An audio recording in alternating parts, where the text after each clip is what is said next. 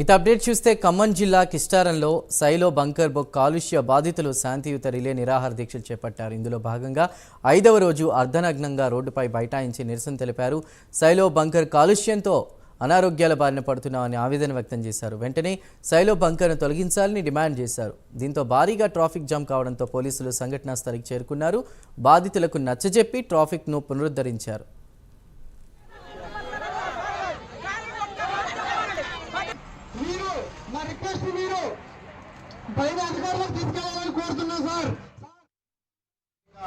ఆల్రెడీగా మేము మొదటి రోజే ఇద్దరు జీఓలు మరియు ఎస్ఓలు జీఎంలు సెక్యూరిటీ ఆఫీస్ వచ్చి చెప్పడం జరిగింది. తర్వాత రెండో రోజు మన జీఎం గారి సమక్షంలో దయానంద్ గారు కూడా వచ్చి మనకి చెప్పడం జరిగింది.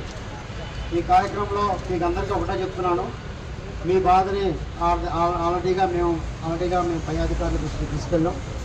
మీ యొక్క సమస్యలన్నింటినీ, ఎందుకంటే 5 రోజుల నుంచి ధర్నా చేస్తున్నారంటే అది మీ యొక్క సమస్య ఖచ్చితంగా జటిలమైందని చెప్పి ఆల్రెడీగా పై అధికారులు కూడా గుర్తించడం జరిగింది. దానికి శాశ్వతమైన పరిష్కారం గురించి సారు ప్రణాళికలు చేస్తా ఉన్నారు. ఖచ్చితంగా అది కొద్ది రోజుల్లోనే రూపుదిద్దుకుంటుంది.